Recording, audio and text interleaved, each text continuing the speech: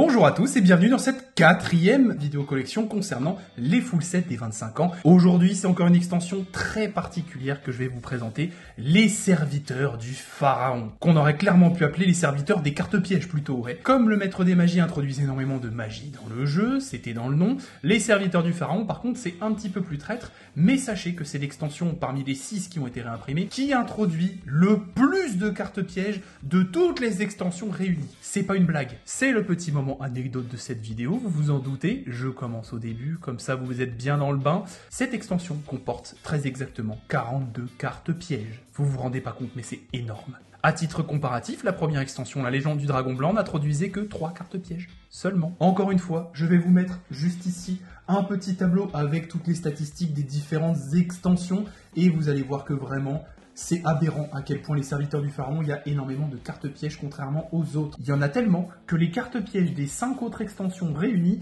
dépassent à peine en termes de nombre le nombre de cartes pièges présentes dans les serviteurs du pharaon. Voilà, c'était la petite anecdote qui m'éclatait un petit peu que je devais vous raconter pour cette introduction de vidéo. Encore une fois, au moment où je tourne, je ne sais pas si on a atteint cette formidable barre des 1000 abonnés sur la chaîne. En tout cas, que ce soit le cas ou non, abonnez-vous.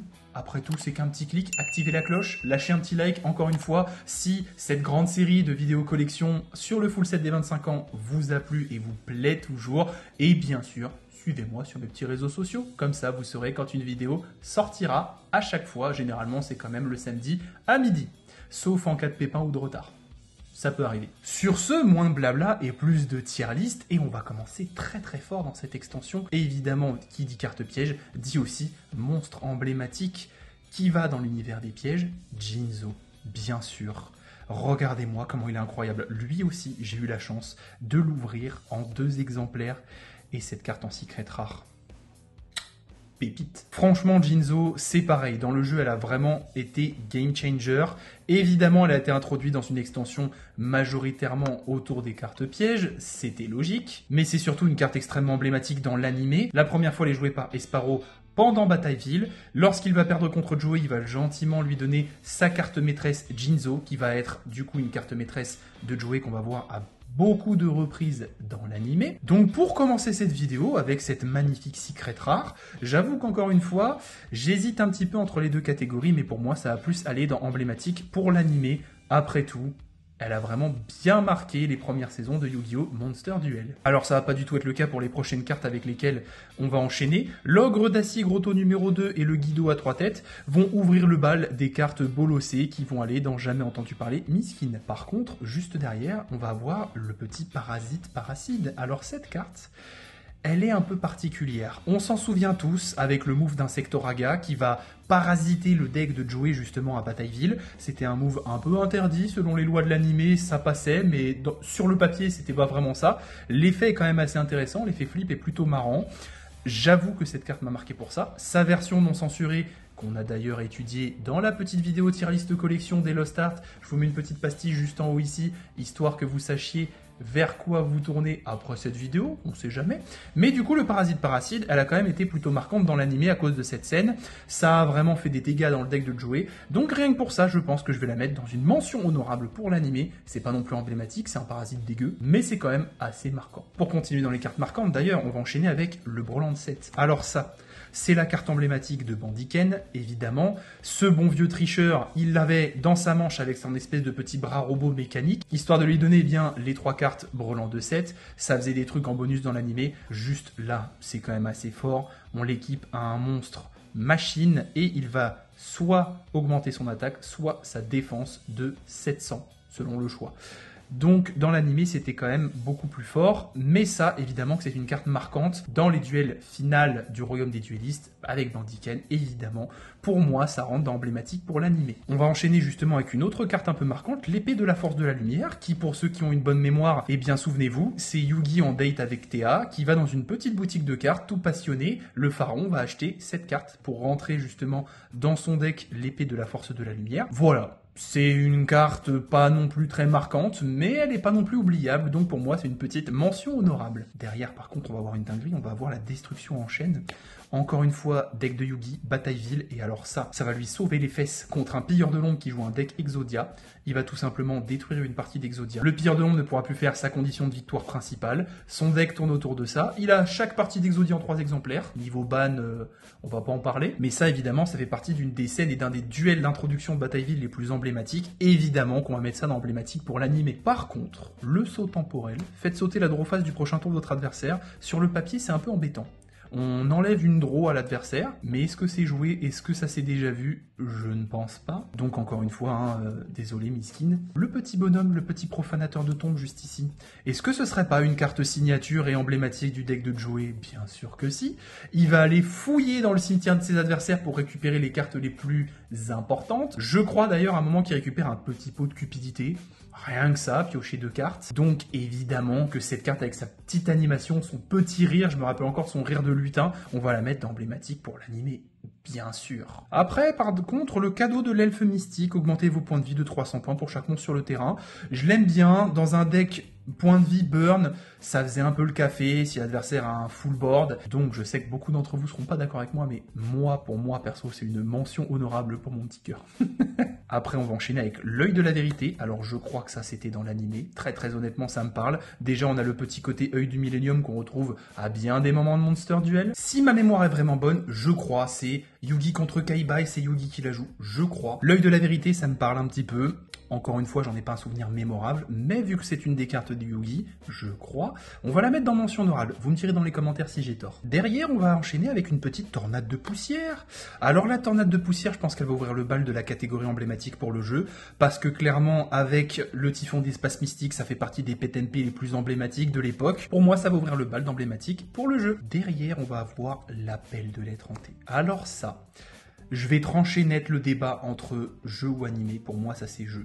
Ça, à l'époque, c'est trop fort. On cible un monstre dans l'un des cimetières, on lui équipe cette carte et il est ressuscité. Donc ça, si jamais on a géré un de vos gros monstres, et ben vous pouvez le récupérer assez facilement. Le seul petit hic, c'est que si jamais il est pété, je ne sais pas, par exemple par la carte qu'on a passée juste avant, votre monstre est détruit aussi. Mais ça fait partie du jeu. Mais l'appel de l'être hanté, vraiment trop bonne carte pour l'époque. C'est un des rares Monster Revival avec Monster Reborn, donc bien sûr que c'est emblématique pour le jeu. Ce qu'il est moins, par contre, ça va être le livre de la loi de Salomon. J'ai jamais compris cette carte. Alors dites-moi si vous savez pourquoi elle existe, parce que très honnêtement, une carte piège qui dit seulement sauter votre standby phase, c'est quoi l'utilité? Je vais déjà la mettre juste là dans la catégorie jamais entendu parler Miskin, parce que clairement c'est pas ouf. Ça va être le cas de 2 autres cartes derrière, la secousse sismique, qu'on va bolosser avec le javelot enchanté. Très honnêtement, c'est pas des cartes qui sont folles. Celle-là, à la rigueur, elle est pas trop mal pour le jeu. Lorsqu'un monstre de l'adversaire attaque, on augmente nos points de vie, des points d'attaque du monstre attaquant. Ça peut permettre justement de tanker une grosse attaque pour ne pas mourir. Donc stratégiquement, c'est pas trop mal. Ça peut se jouer dans les decks points de vie aussi. Pourquoi pas avec certaines strats. Mais bon, je parle trop comme d'habitude. On va quand même glisser ça dans jamais entendu parler Miskin. On va enfin changer de registre avec le mur miroir. Alors déjà, cette carte, on va se dire une chose, elle est magnifique. Elle est splendide. Une des cartes clés de My Valentine qui va donner beaucoup de fil à retordre à Yugi et Joey, on va pas se mentir. Elle est très emblématique dans l'animé. Dans le jeu, payer 2000 points de vie à chaque standby phase pour la garder, c'est un peu compliqué. Je pense pas que ce soit des masses jouées, mais bien sûr, pour le côté emblématique de l'animé et de la personne qui le joue, on va mettre ça dans la même catégorie. Première petite accélération de cette vidéo, messieurs, dames, et c'est que des cartes pièges en plus. Rafale. La neige impérieuse, la cuirasse de verre, la suppression du monde, la sonde mystique. Alors ça, petite parenthèse, pour les vrais, vous reconnaîtrez le bas-relief où a été forgé les objets du Millennium. On voit vraiment l'empreinte de tous les objets du Millennium sur cette petite tablette en pierre. On voit ça seulement dans la saison 5, la dernière de l'anime Monster Duel. Pour ce clin d'œil-là, c'est très cool. Est-ce que ça rend la carte jouée et emblématique dans l'animé? Non, c'est l'image et le truc en lui-même qui est emblématique. Du coup, désolé, on va la passer. Avec le détecteur de métaux et le guérisseur angélique, tout ça, ça va remplir la catégorie jamais entendu parler Miskin. On finit avec le guérisseur angélique et vous voyez que là, majoritairement, dans les premières cartes de l'extension, on a un paquet de cartes pièges, mine de rien. Là, vous voyez qu'on a eu que des cartes pièges. On va d'ailleurs continuer par une carte de ce type. une continue plus particulièrement, s'approprier. Alors cette carte, je vais mettre une petite mention honorable parce qu'il n'y a pas si longtemps que ça pouvait être joué dans certaines versions du deck Generator. C'est d'ailleurs sorti en reprint dans la même boîte que les Generators, et très honnêtement, ça pouvait faire des trucs assez intéressants. Donc rien que pour ça, vraiment rien que pour ça, on va la glisser dans une petite mention honorable pour le jeu. Derrière, on va avoir la réquisition forcée, qui ma foi n'est pas extrêmement marquante. La chirurgie ADN, alors ça par contre c'est autre chose. Donc ça, paf, on s'en fout. La chirurgie ADN par contre j'y reviens, on va la voir dans l'animé. D'ailleurs ça va être assez marquant. De mémoire je crois que la personne qui l'utilise va déclarer dragon. Et on va voir une métamorphose de certains monstres assez connus en mode dragon. Et ça, c'est assez classe, mine de rien. Donc rien que pour cette scène de l'animé, oui, j'en suis là. Je vais la glisser dans mention honorable pour l'animé parce que moi, clairement, cette scène, elle m'a beaucoup marqué. On va à nouveau faire une accélération de 6 cartes. Ces 6 cartes, qu'est-ce que c'est? Des pièges, bien sûr. Donc règle tribale, soldat de réserve, émeute majeure, cessez-le-feu, oui, une ultra rare. Oui, il y en a qui ne seront pas d'accord avec moi et qui mettraient ça très certainement dans emblématique pour le jeu, mais pour moi, cette carte, elle n'est pas folle du tout. À l'époque, est-ce que ça fait des trucs? Je ne suis pas sûr. Donnez-moi tort dans les commentaires, comme d'habitude. Mais pour moi, elle va aller dans la catégorie jamais entendu parler miskin, avec lumière d'intervention divine et jouer carte sur table. Là, on va se prendre une bonne dose d'emblématique d'animé, croyez-moi, parce que les chapeaux magiques, les chapeaux magiques qui ont mis un temps fou à sortir d'ailleurs accessoirement. C'est beaucoup mieux dans l'animé que dans la vraie vie d'ailleurs, parce que dans la vraie vie, vous allez être obligé de cramer 3 cartes magie au piège de votre deck, histoire de tanker un truc qui aurait dû se prendre un de vos monstres. Donc sur le papier, c'est un peu moins bien, mais sinon les chapeaux magiques, qu'est-ce que c'est emblématique, j'adore. Donc évidemment, ça va finir dans emblématique pour l'animé bien sûr. Il va y avoir une autre petite mention honorable à l'animé d'ailleurs, avec le Seigneur de la Suppression. Alors, est-ce que les vrais s'en rappellent? Cette carte, on la voit qu'une seule fois. Moi, elle m'a marqué parce que c'est un des personnages que j'ai trouvé les plus exaspérants de l'animé, qui s'appelle Siegfried von je sais plus trop quoi, qui a les cheveux roses. Ce personnage, il est hyper hautain, dédaigneux, c'est une cata, et en plus il va affronter Kaiba. Donc cette petite carte, elle est jouée par Siegfried justement avec son deck Valkyrie, des chevaliers, tout ça, plutôt stylé, plutôt beau gosse, ça rentre dans le deck, c'est assez drôle comme clin d'œil. Est-ce que vous vous en souvenez?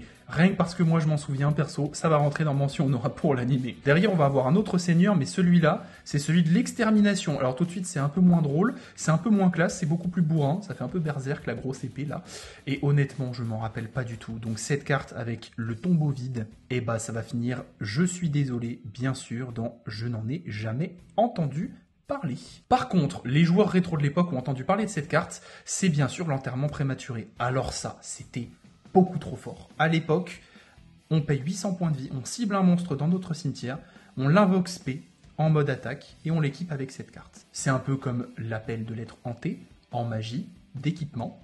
Et très honnêtement, faire revivre un de nos monstres pour 800 points de vie, c'est pas très cher payé, même si bien sûr Monster Reborn fait ça gratuitement et mieux. Mais pour le coup, j'adore cette carte. Elle a marqué, je pense, beaucoup de monde. Elle a été jouée énormément, bien sûr. Donc, on va la glisser dans la petite catégorie emblématique pour le jeu. Ce qui ne sera pas le cas de la carte Inspection, où on en a un petit peu rien à faire du tout de cette carte. Est-ce que vous vous en souvenez ? Je ne pense pas. On peut regarder au hasard une carte de sa main en payant 500 points de vie. Écoutez, si à chaque tour, il décide de mélanger sa main et qu'on revoit la même carte, payer 500 points de vie pour ça, c'est pas ouf. Donc... je suis désolé, mais jamais entendu parler, perso. La carte d'après, par contre, ça va encore être une petite mention honorable pour mon petit cœur. Ce sera Prohibition. J'ai joué cette carte. Sachez-le, j'ai été un immonde personnage avant. Certains me diront que ça n'a pas changé, peut-être. Mais sachez que cette carte, je l'ai jouée dans un deck Mystic Mind Burn Control. Oui, je sais, c'est pas beau du tout. C'était l'époque sombre pour moi, d'accord. Cette carte, elle est assez forte si vous êtes un fin tacticien. Ce que je n'étais pas du tout. Vous pouvez déclarer un nom de carte. Les cartes de ce nom et leurs effets ne peuvent pas être utilisées. C'est extrêmement fort. Donc, si vous jouez un deck qui a très peu de faiblesses, ce qui est possible, je pense que c'est une carte à avoir de côté en 3 exemplaires. Ça peut s'utiliser un jour. Peut-être, sait-on jamais. Et voilà, c'était la petite parenthèse de cette vidéo. Et sachez que pour cette raison, pour moi, elle est dans une belle mention honorable. En termes d'emblématique, pour moi, cette carte, elle fait des trucs mine de rien. Ça va être exactement le cas d'ailleurs de la carte juste derrière, la Morphojare numéro 2. Alors celle-là, elle est très drôle. Très honnêtement, j'ai joué cette carte dans un deck Meule Rétro. C'est très marrant à voir. Honnêtement, mélanger tous les monstres sur le terrain dans le deck, puis chaque joueur dévoile les cartes du dessus de son deck, jusqu'à dévoiler le même nombre de monstres qu'il a mélangé dans son main deck.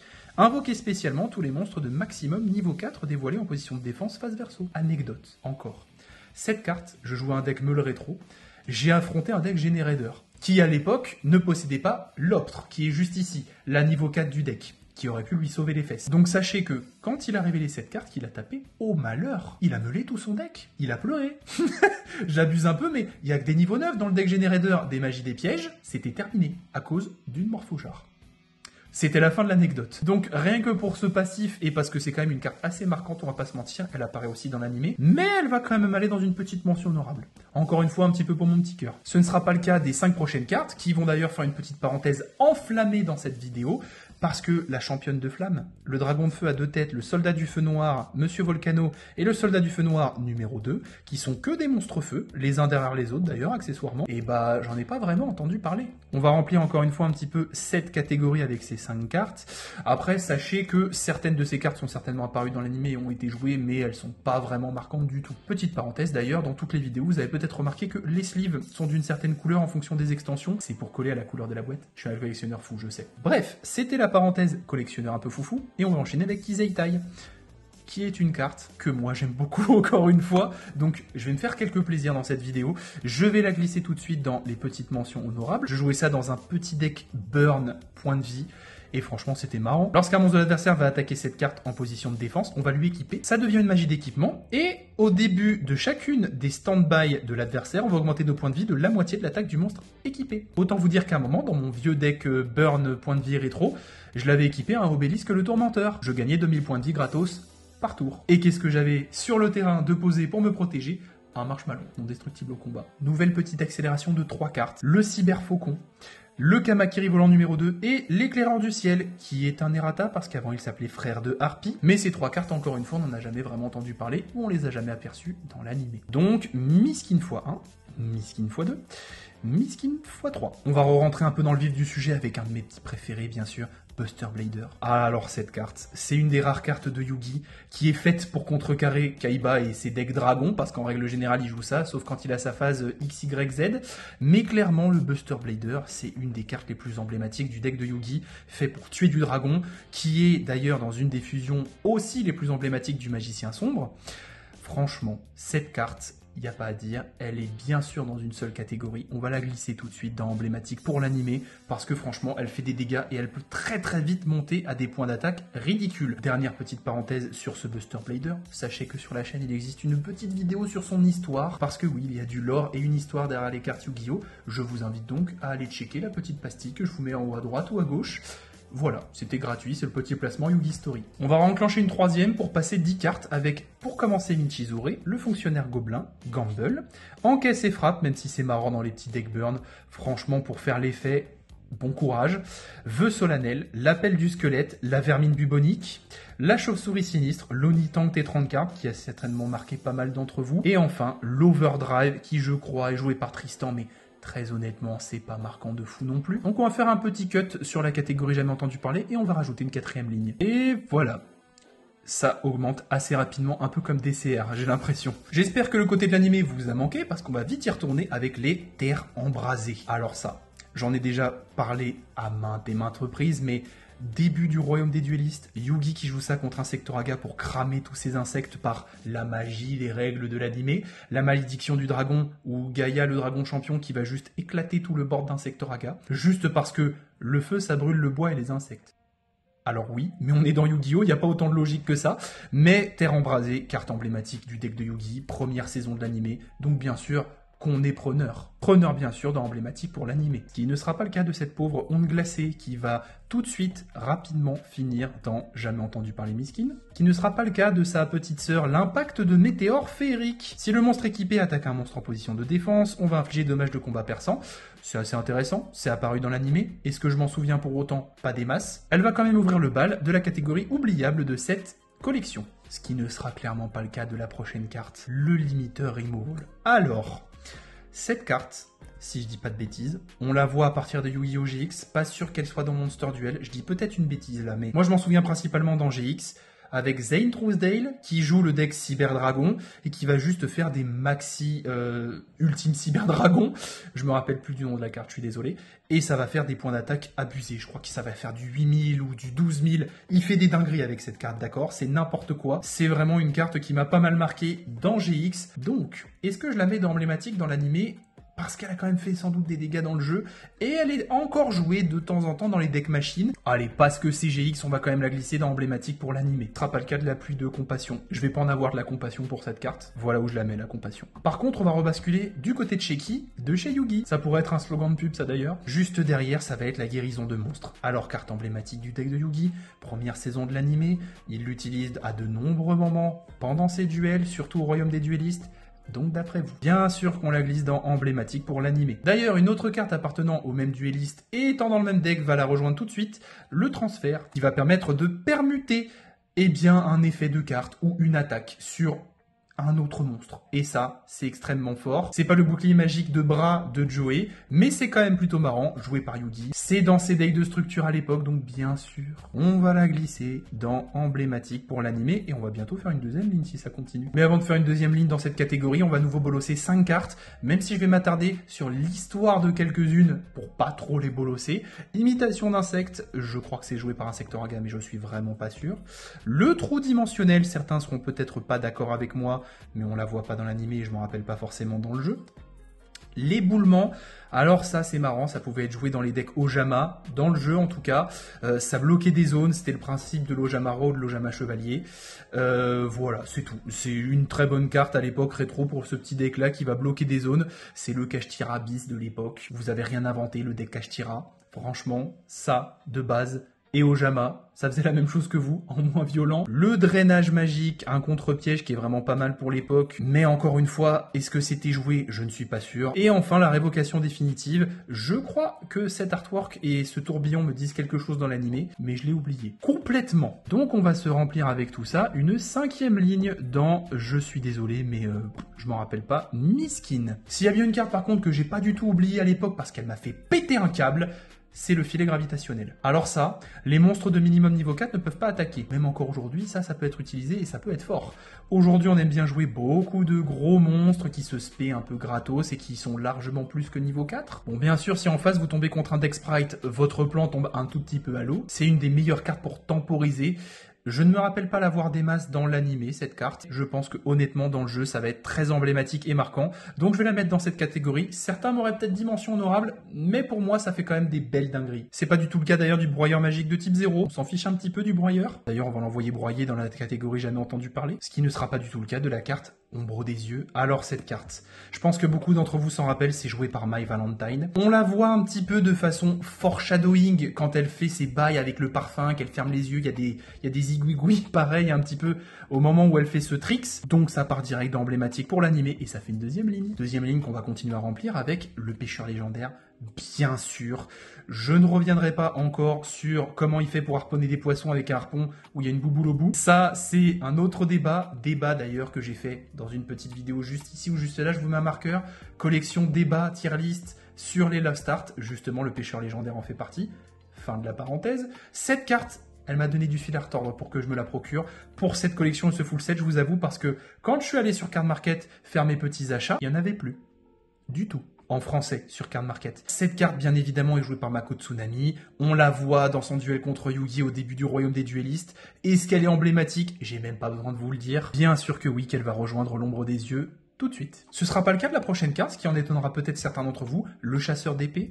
Alors ça, je sais que c'est une carte de Joey, mais ça fait partie des cartes de Joey complètement bolossées dans l'animé, qui ne jouent pas des masses. Mais le chasseur d'épée, je crois qu'on va le voir une ou deux fois dans l'animé, et c'est tout quoi, il est pas forcément très marquant, le pauvre. Donc bien évidemment, il va finir dans la catégorie oubliable de cette collection. Après, il y a des cartes qui connaissent un sort bien pire, comme par exemple l'insecte perceur. Est-ce qu'on en a entendu parler de lui? Je suis pas vraiment persuadé. Donc il va aller percer dans la catégorie jamais entendu parler. Et on va rebasculer du côté de l'animé. Décidément, le serviteur du pharaon, ça nous régale de ce côté-là, avec le guerrier des abysses. Pour ceux qui ont la meilleure mémoire, sachez que dans la saison 2-3, l'interlude entre les deux parties de Batailleville, lorsque Yugi et ses amis sont piégés dans le monde virtuel de Noah Kaiba, les cadres, les anciens cadres de la Kaiba Corp vont tous avoir une réincarnation dans une carte maîtresse. Et il y en a un parmi les 5 qui va être dans le guerrier des abysses, et ça va être le grand méchant de cette saison. Donc voilà, rien que pour ça, c'est plutôt marquant, j'aime beaucoup.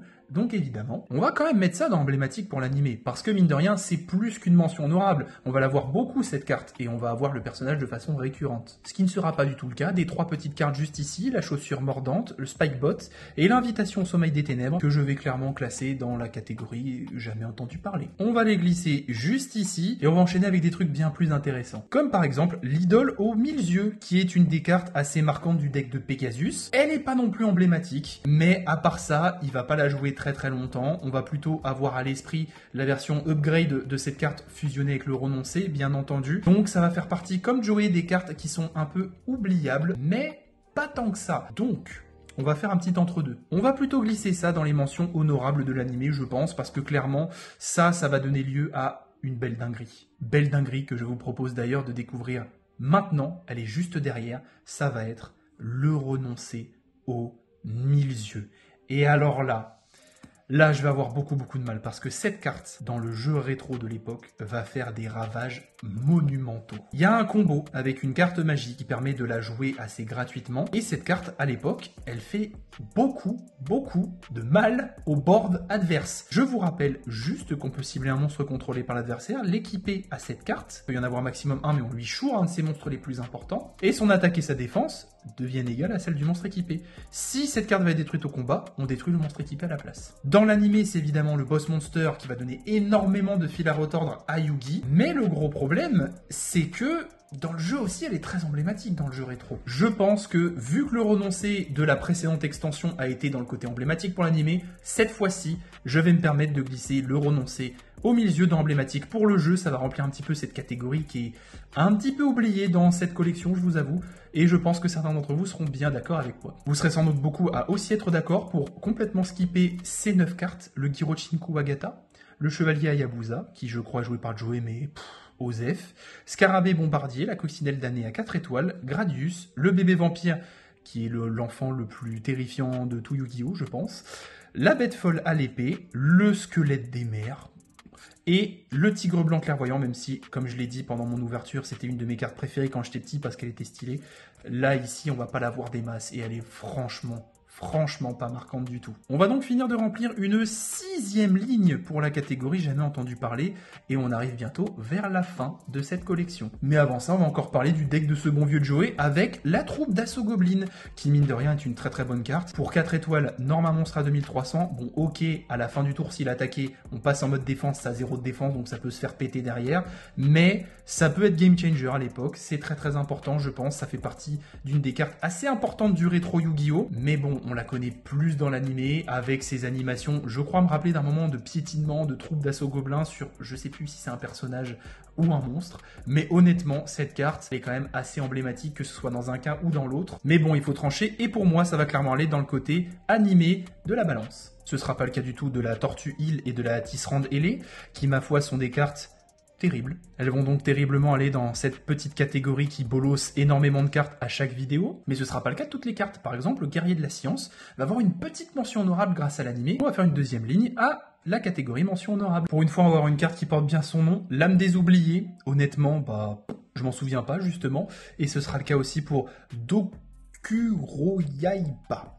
Et malheureusement, le démon méga cyber, cette carte quand même, on la voit à plusieurs moments si vous avez une bonne mémoire, dans la mallette de Kaiba, la fameuse, où ça va être dans les premières cartes sur les paquets qui composent sa mallette. Je crois qu'elle va être jouée par certains persos de l'animé, dont Joey, étonnamment, je crois, et sans plus.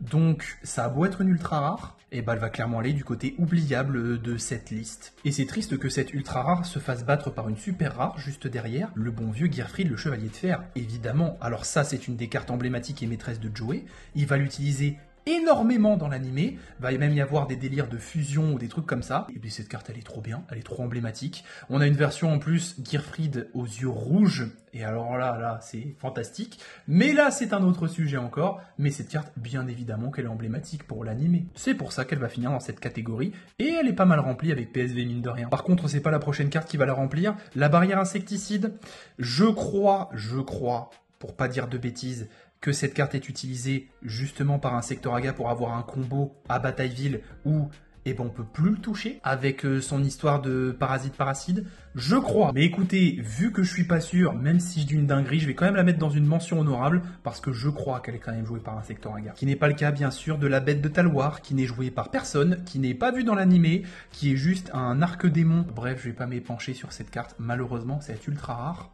Elle va remplir la pire des catégories. Bah ouais, je suis désolé, on va faire une 7ème ligne pour jamais entendu parler Miskin.